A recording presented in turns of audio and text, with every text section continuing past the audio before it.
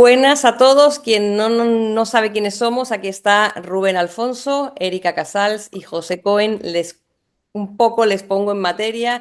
Rubén Alfonso y yo llevamos más de 20 años acompañando a inversores y a familias a diversificar sus inversiones y sobre todo a encontrar plusvalías en inversiones tanto en Miami como en Madrid. En este caso nos acompaña José Cohen, quien es socio y fundador del despacho de abogados Cohen y Cohen. Ellos tienen oficinas en Madrid y en Israel y en este momento pues nos va a acompañar para poder decir y para poder explicarles unos tips que para nosotros son importantísimos a la hora de que ustedes decidan cómo quieren diversificar y cómo quieren hacer esa inversión en España. Hay que aclarar también que es un despacho de abogados que cuenta con todo el sistema y el equipo para poder acompañarles en toda la parte de fiscalidad, de derecho mercantil y de derecho de extranjería. Eso hace que ustedes tengan siempre el apoyo de gente de confianza y muy poderosa en este mercado. Pasamos adelante, por favor, Rubén, con tu primera pregunta que espero que les ayude a Gracias, todos. Erika. Bueno, también muy contento de poder estar acá y que realmente que José y el bufete de José, que para mí es el mejor que hay en España, asesorando sobre todo a clientes extranjeros y que sepan los clientes que tanto con Erika conmigo, pues tenemos todo bajo un mismo techo. Tenemos nuestro equipo, nuestro team, contadores, tenemos abogados, que es José, administradores y van a encontrar con nosotros respuestas a todo lo que necesitan para poder hacer una muy buena inversión. José, bienvenido a este primer webinar que hacemos con España. Y yo voy a comenzar, José, haciéndote una pregunta que nos hace mucho el cliente, tanto a Erika como a mí.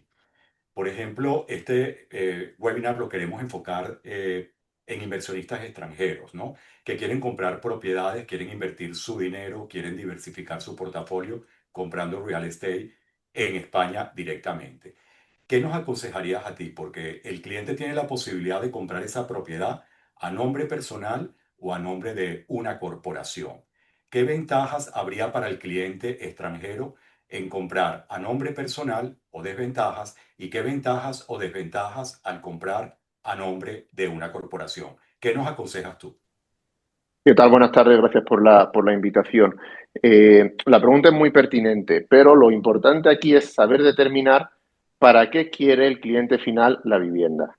Si el cliente final lo que quiere es una vivienda para tenerla él como una propiedad en España, para venir de vacaciones o incluso para alquilarla a algún familiar y sin ningún tipo de uso adicional, sino que la quiere para él, bien sea para uso personal o para rentarla de manera por temporada cuando él no esté aquí, lo que nosotros aconsejamos definitivamente es que la inversión se haga como persona física.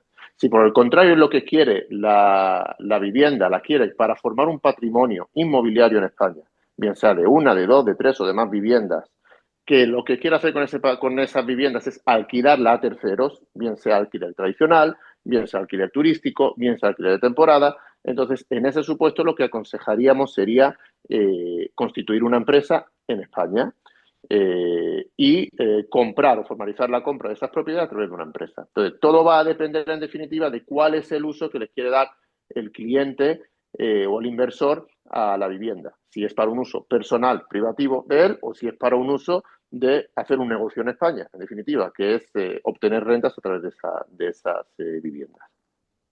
Y una pregunta, José, en cuanto a impuestos. Si se hace a través de una corporación o de una sociedad, ¿esa declaración de impuestos cada cuánto se hace? ¿Hay que hacerla solamente si la vivienda está alquilada o rentada o hay que hacerlo, si nos puedes explicar un poco cómo funciona esta parte impositiva? Sí, con carácter general, porque siempre hay matices dependiendo de cada caso concreto, pero con carácter general, si la persona lo compra con una sociedad constituida en España, con una sociedad limitada, con carácter general hay un impuesto que es el impuesto de sociedades que se paga una vez al año. Ahora, hay supuestos en los que es posible que ese pago será fraccionado y se produzcan tres pagos fraccionados a cuenta del impuesto de sociedades. Pero con carácter general es una vez al año, se pagan los impuestos, que son las rentas menos los gastos que se han tenido en la vivienda, y con eso se pagan impuestos de sociedades. En el caso de una persona física que tiene su vivienda aquí, una persona física inversora extranjera que tiene su vivienda en España comprada y que la quiere alquilar a un tercero, ¿de acuerdo? En ese caso tiene que presentar el impuesto sobre la renta de no residente, que también se presenta una vez al año, concretamente en el mes de enero. Ya. Y José, por ejemplo, esto me lleva a una pregunta, una curiosidad que tengo también. ¿Qué porcentaje pagaría el inversionista, a nivel de impuestos, si declara a nombre de persona natural o declara a nombre de una corporación. ¿Quién paga más impuestos, la persona física o la corporación? El tipo impositivo para una persona física que invierte en España y que está recibiendo una renta, por lo general una persona física no residente en la Unión Europea y otra serie de países de Europa, por lo general es del 24%. Ese es el tipo normal. En el caso de sociedades, nos podemos ir una franja entre el 24 y el 25%, es decir, no hay demasiada variación, pero sí que es posible que, cosa que no ocurre en el tema de la inversión como persona física, que el inversor se deduzca los gastos de la vivienda. Los gastos que ha Eso es. tenido de mantenimiento de la vivienda o de cualquier otra fórmula, en el caso de que lo haga como una sociedad limitada y se quiera deducir esos impuestos, esos gastos, se pueden deducir los gastos y se presenta el impuesto de sociedades por beneficios menos gastos. Por la facturación que ha tenido, menos los gastos, se presenta el impuesto de sociedades por eso. En el caso de que sea un inversor particular, al no ser residente en la Unión Europea no se le permite deducirse ningún gasto, sino que va a tributar al 24% por toda la renta que haya recibido a consecuencia de ese alquiler. Es decir, si ha recibido 1.000 euros mensuales de renta, pues al año 12.000 va a tributar el 24% por los 12.000. En el caso de una empresa, si ha recibido rentas por 1.000 euros al mes, que son 12.000 euros al año, se puede deducir allí los gastos que ha tenido, pues de mantenimiento, quizá en algunos casos de compra de mobiliario, en fin, los gastos que son inherentes y propios a la vivienda, con carácter general se los puede deducir. Repito, en esto hay muchos matices, hay que analizar cada situación en concreta, pero en términos generales, visto por fuera, es así. Y esa es la principal ventaja de constituir una sociedad limitada y no hacerlo como persona física. Pero hay que atender a cada caso particular para ver qué sería lo más aconsejable en cada supuesto. José, con todo este tema que hay en las noticias sobre los contratos de alquiler, o sea, contratos de renta, ¿aconsejas algún tipo de contrato que sea mejor, que proteja más, un poco más al propietario o en general va a depender de cada caso? Va a depender de cada caso, pero en general sí podemos decir que hay dos tipos de contratos, por decirlo así, estrella, cuando uno quiere rentar su vivienda. Uno es el contrato de alquiler normal, alquiler tradicional, que es yo tengo una vivienda que la quiero poner en alquiler para que el uso del inquilino de esa vivienda sea el de vivienda habitual. Hay un señor que necesita una vivienda y que me alquila la vivienda. Y eso es un contrato que es un alquiler de vivienda tradicional, que se rige por la ley de arrendamientos urbanos y que por esencia, siempre va a defender mucho más al inquilino en cuestión de los plazos, de las prórrogas y otra serie de derechos. Por ejemplo, si el inquilino el inquilino va a tener el derecho de residir allí por un mínimo de 5 años, prorrogables a 2 más. Mientras que la otra vertiente de contratos de la vivienda es el contrato de alquiler por temporada. Es decir, yo no alquilo mi vivienda para que el inquilino la utilice como vivienda habitual, sino para que pueda utilizar esa vivienda con un fin muy determinado. Por ejemplo, que está estudiando en España, por ejemplo, que viene de vacaciones, por ejemplo, por motivos laborales, etcétera. Y en ese caso, yo puedo pactar una duración del contrato que tiene que ser siempre inferior a un año. Por ejemplo, 11 meses o 10 meses o el tiempo que vaya a durar eso. Entonces, para un inversor en el extranjero que quiera alquilar por temporada, esta solución es mucho mejor porque en el contrato de arrendamiento de vivienda habitual, lo mínimo va a ser un año. Y con eso va a tener el inquilino el derecho a seguir prorrogando el contrato hasta incluso 5 o 7 años más. Mientras que si lo alquila por temporada, se pacta la duración del contrato en menos de un año, se pacta expresamente, y muy importante, el contrato de alquiler por temporada tiene que ser muy delimitado. Tiene que especialmente definirse que no se va a utilizar la vivienda como vivienda habitual, sino que se quiere para un fin muy determinado. Estudios, vacaciones, motivos laborales, sociales, ONG, cualquier tipo de otra circunstancia. Y hay que definirlo bien en el contrato para luego no llevarnos sorpresas. Sí, oye, bien, bien, súper interesante. Y una pregunta, José, también. Si alguno de nuestros clientes extranjeros quisiera optar a la residencia española, ¿qué se le puede ofrecer? No sé si Para, ustedes dicen residencia, sí, en España se dice residencia, sí. estatus de residente, sí. Estaba pensando en otro tipo de supuestos. En el caso de la residencia, ahora mismo, bueno, hasta ahora existía la llamada Golden Visa, que era una Sí. persona que invertía una determinada cantidad en bienes inmuebles, en depósito, en productos bancarios, etcétera, podría obtener el derecho, no la obligación, pero sí tenía el derecho de residir en España.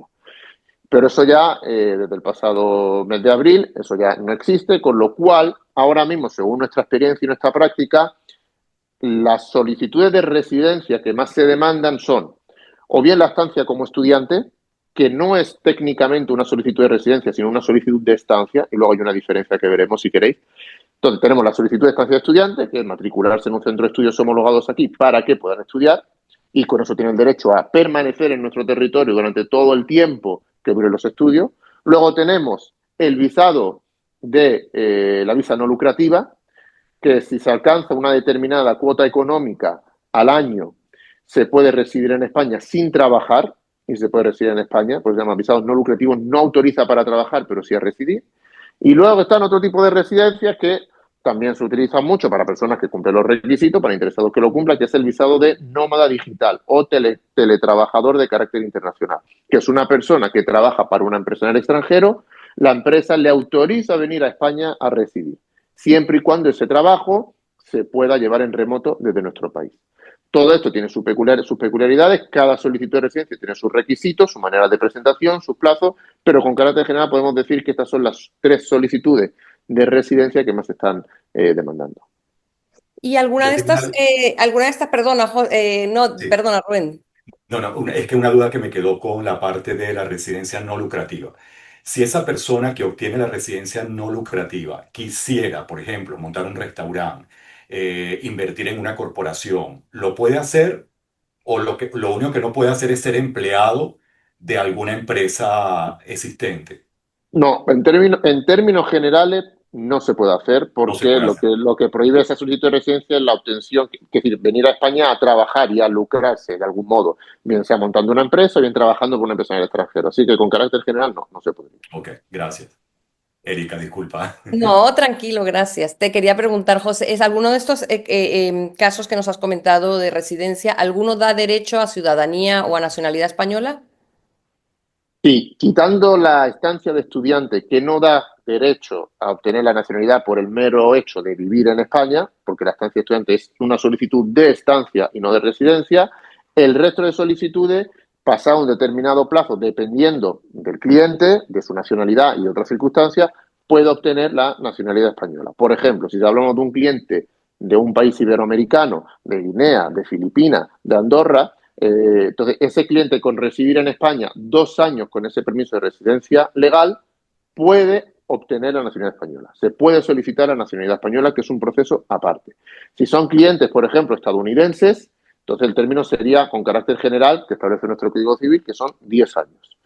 Entonces, bueno, dependiendo también otra serie de factores. Si el cliente, si el inversor está casado con una ciudadana española, es un año. Si tiene orígenes sefardíes, podemos ir a los 2 años. En fin, depende de cada cual, pero sí, la respuesta con carácter general es que sí, que puede obtener la nacionalidad española por el mero hecho de residir legalmente en España, siempre que la residencia sea legal y continuada. Bueno, he aprendido mucho en estas capsulitas que hemos tenido, porque claro, cada cliente es como una experiencia diferente o cada cliente tiene sus decisiones o alternativas que considere que deban realizar en ese momento. Y por eso te quería preguntar, José, en esto, porque yo digo que todo esto, tanto el real estate como la parte de abogacía y todo, es como darle al cliente un traje a la medida. Cada cliente pues tiene sus necesidades, son diferentes para ellos. Ustedes como oficina de abogado, ¿qué ofrecen a los inversionistas extranjeros? ¿Qué pueden obtener este inversionista extranjero trabajando con ustedes? ¿Qué pudieran realizar con ustedes? Nosotros, y te agradezco la pregunta, nosotros ofrecemos un servicio 360. Nosotros nos podemos ocupar, si el cliente lo desea, ya sabe contratar nuestro servicio, nosotros podemos dar cobertura legal al cliente en todos los aspectos. Tanto el aspecto inicial de asesoramiento legal en la compraventa, revisión de contratos, redacción, acompañamiento a la firma, la solicitud de NIE, pago de impuestos, posterior inscripción en el registro de la propiedad, ir a la notaría, en fin, todo eso lo podemos ocupar nosotros. Luego también podemos dar asistencia legal en materia de extranjería. Si el cliente paralelamente a eso quiere solicitar un permiso de residencia, también le podemos apoyar. Y si, por último, el cliente, como os hemos hablado al inicio, quiere constituir una empresa en España, nosotros también podemos hacerlo. Ahora sí que conviene decir que ahora muchos trámites están digitalizados, son telemáticos, no es necesario la presencia física del cliente en España, sino que, ya sea para constituir una empresa o ya sea para cualquier otra solicitud, por ejemplo, obtener un NIE o incluso firmar la compraventa, nos puede delegar esa función a nosotros a través de un apoderamiento que sea válido y con eso nosotros podemos hacer pues toda la gestión legal y dar cobertura. Entonces, en definitiva, sí, damos cobertura en las tres vertientes. La vertiente de lo que es la inversión propiamente dicha, en la vertiente de extranjería, si el cliente necesita asistencia, y también en la vertiente en materia mercantil, si quiere constituir una empresa o que le ofrezcamos alguna solución mercantil de carácter patrimonial un poquito más en exclusiva, también se la podemos dar y nos podemos encargar de todo eso. Maravilloso, porque el cliente va a tener todo bajo un mismo techo. Eso es estupendo. Claro, claro. Erika, te paso a ti ahora para finalizar este maravilloso webinar donde hemos aprendido muchísimo. Nada, como dices bien, Rubén, ha sido una maravilla de webinar, ha sido corto, conciso, la información concreta, concisa y veraz, sin duda hace que tomemos las mejores decisiones y eso es lo que esperamos, que con esto den ese salto y que les ayude a tomar la decisión para invertir en el mercado de real estate inmobiliario aquí en España. Gracias, José, gracias, Rubén, ha sido un placer tenerlos aquí. Muchas gracias Gracias, por la gracias a todos. invitación y seguimos en contacto. Hasta luego. Gracias, Chao, gracias. gracias. Chao. Hasta luego.